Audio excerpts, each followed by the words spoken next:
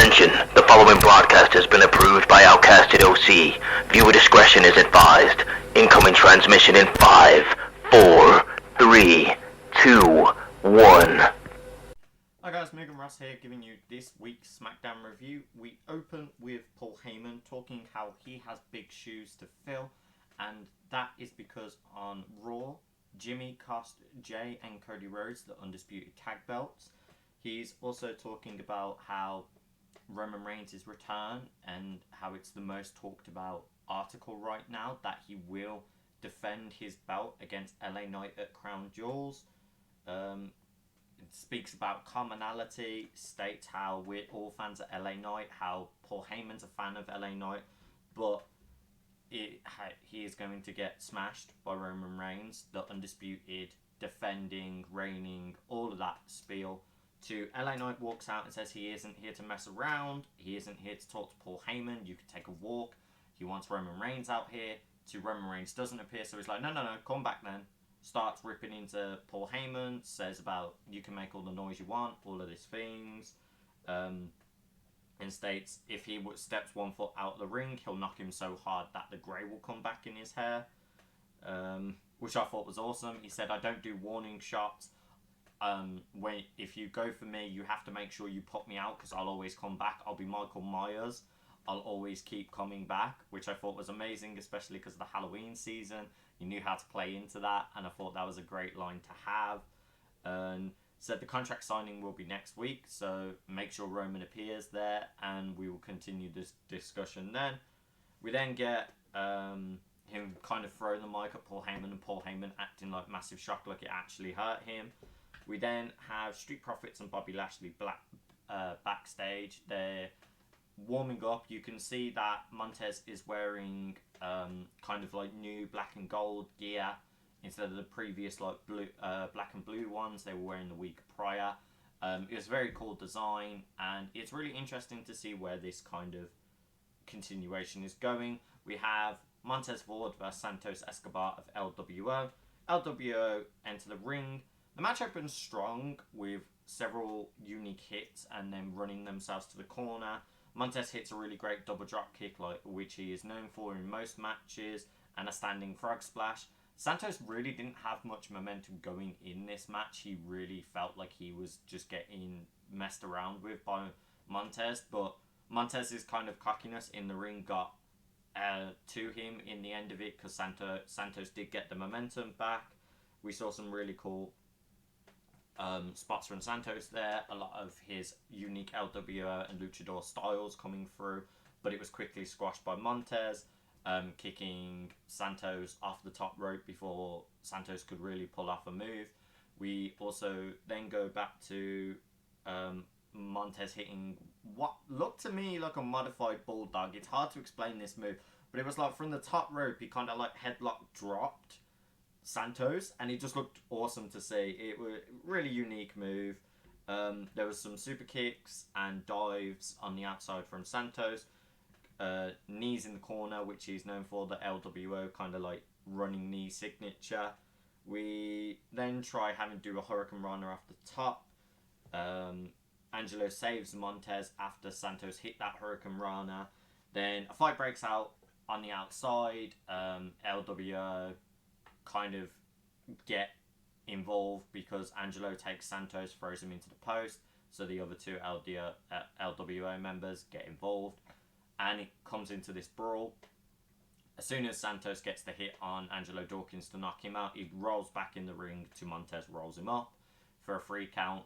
They start beating down on Santos and the rest of LWO even more. Carlito runs down with a chair to even the numbers, and Montez and Angelo Dawkins quickly leave.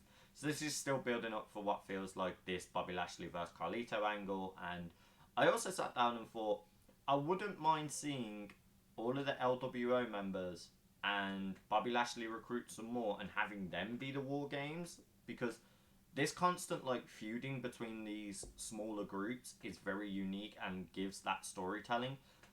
But it does come across like they are setting up Judgment Day and Bloodline as one part of a War Games, and then they'll get all different like baby faces to join, like Cody, Jay, Sami Zayn, Kevin Owens. There's got to be plenty there. But we will all see when that comes about. Well, let's get back on track here. We then see Damage Control hyping up Io because Io has a one-on-one match with Charlotte Flair due to the week prior.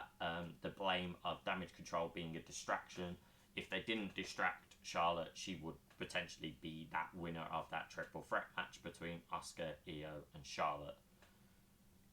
We then get Pretty Deadly segment talking about how happy they are, how they got their win. They said they're as happy as when Taylor Swift opened the Eras tour, but what seemed to quickly become joyful for them turned into a nightmare, and they needed a getaway car to get out of this because Brawling Brutes showed up to be the people that were going to give them a massage, and they definitely did with the 10 beats and just beating down on them, dunked their heads into like their massage like feet pebble, like it's like those feet bubble machine things. I'm not too sure what they're actually called, but either way, and you just have Reach being like, yeah, that felt good, let's go get a pint, and Butch just carries on and goes with them. So I thought that was a great little segment, a lot of fun, and it's just playing into this storyline of Pretty Deadly and Brawling Brutes being just angry at each other all the time again. So I'm here for it. We see Jimmy hyping himself up to Paul Heyman, talking about what he did, and Paul Heyman was like, yeah, I saw it, I spoke about it, I literally opened SmackDown with it. But Jimmy doesn't want to hear anything, he just wants to gloat about himself, saying how he's now the quarterback, how he was a massive team player. Roman called the play and he did the play, and stuff like that.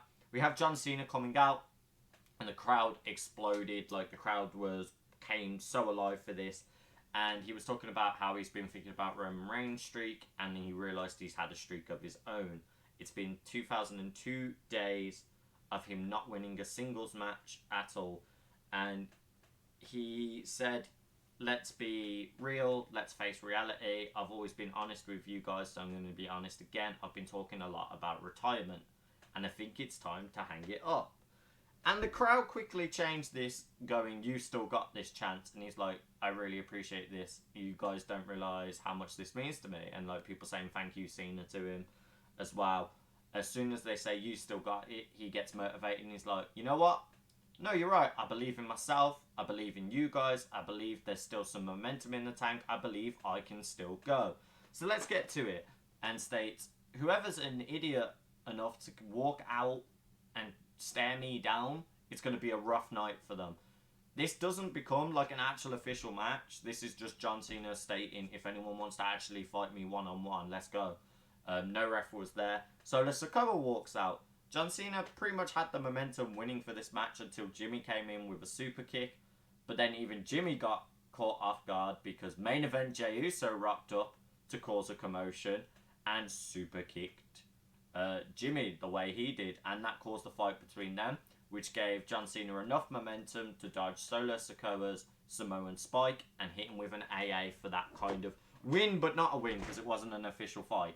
But maybe this now turns into a singles match at Crown Jewel, which I'd be here for. I think that'd be a great match to watch. And the storyline of Jimmy and Jay continues because you see Jay backstage and Adam Pearce backstage, and Nick Aldis is stating, well, you've came on my show, you've assaulted one of my stars, you've now got a £10,000 fine. So Adam Pearce was like, well, if he's getting fined, I'm going to find his brother. You can't just find one without the other. And he's like, well, I don't care what happens on Raw, I'm here to sort SmackDown. And it becomes like a back and forth between Adam Pearce, where both of them are being escorted off the building. So maybe that's building into like a brand versus brand feud with Survivor Series as well, which I'm kind of here for. I like this kind of storyline now of the rivaling general managers again, instead of just one general manager for a long time. So it's pretty awesome that we're getting that.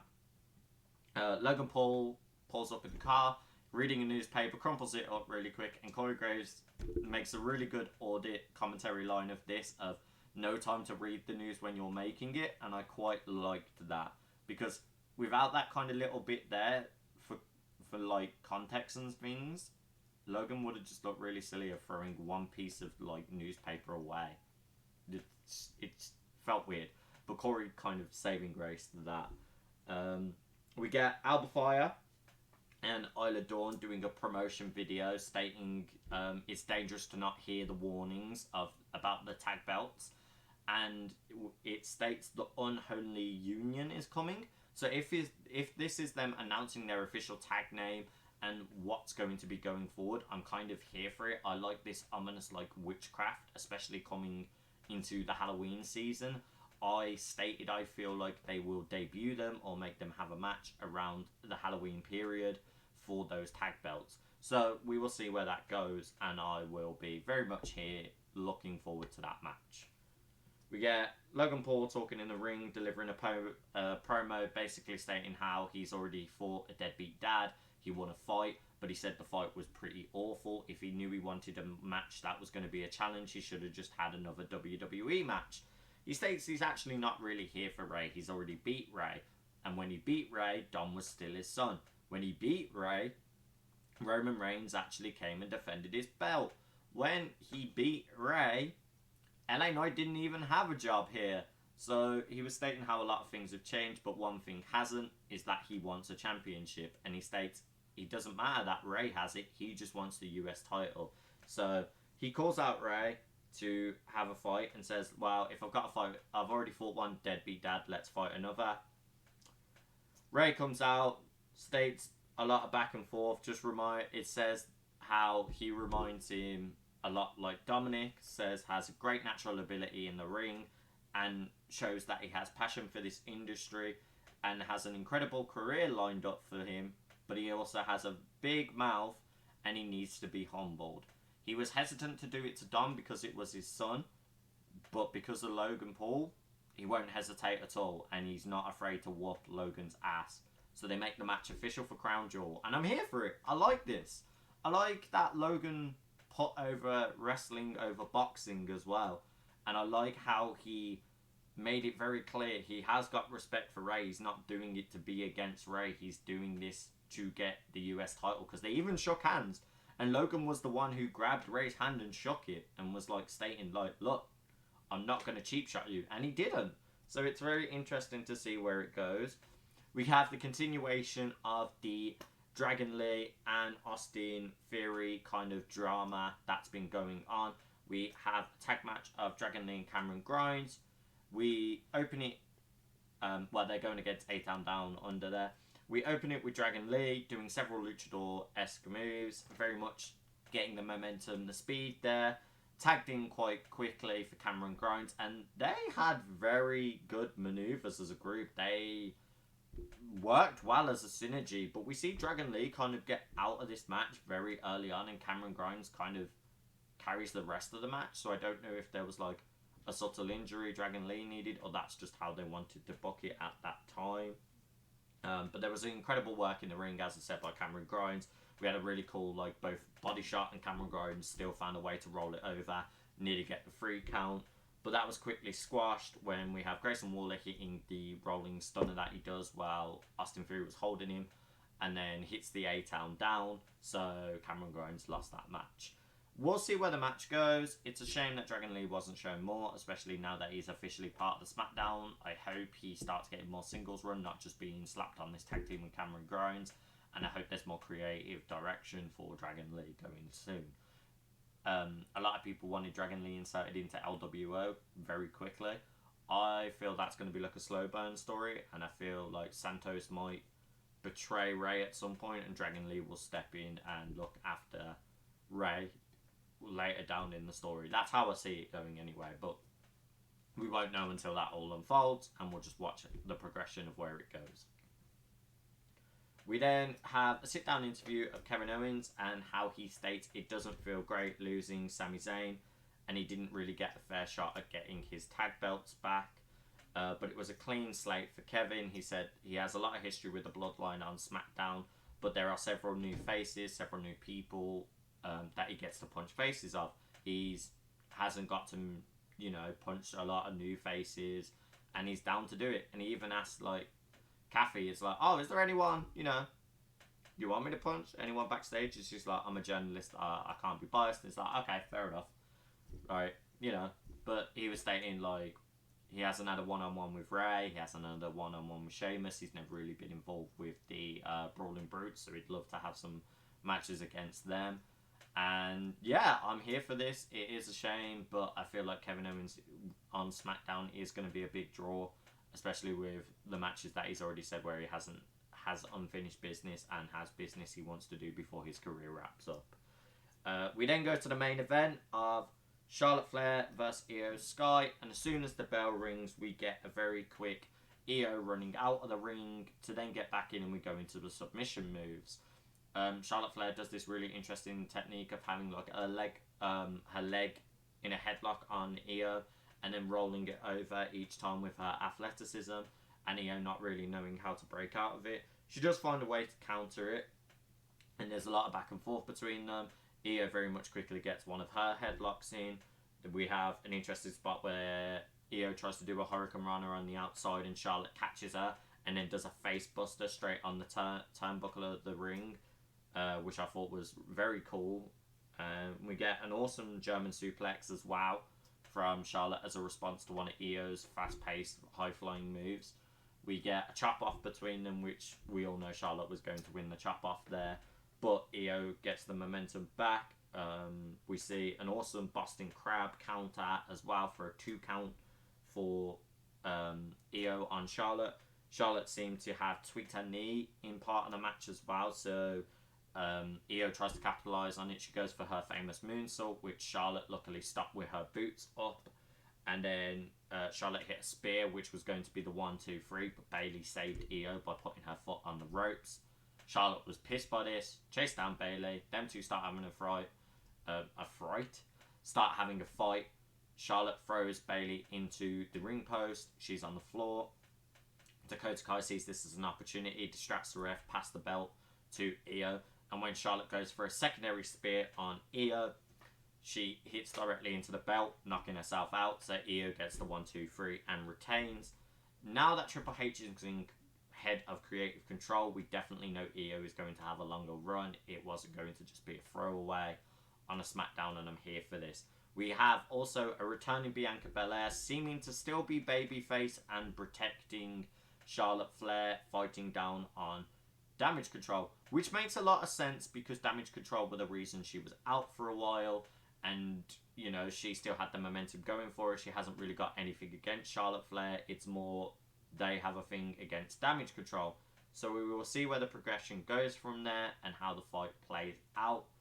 But all in all, pretty fast-paced SmackDown, pretty well-versed, a lot more backstage segments than actual wrestling. But all in all, I very much enjoyed it, and I'm excited to see where the storylines progress. Crown Jewel will be a very unique time for us as UK fans. We will be able to watch it at an earlier time period. I won't be directly watching it live. I'll be watching it the day after, as I have prior commitments. But let me know what you guys think is going to be also added to the Crown Jewel card. And let me know what you guys thought of this week's SmackDown. If you liked the video, feel free to like, subscribe, give us a comment, say what your favourite bits were. And also, don't forget to follow all the rest of the Outcasted members in the socials. They will all be in the description of the video. I will see you guys on the next one.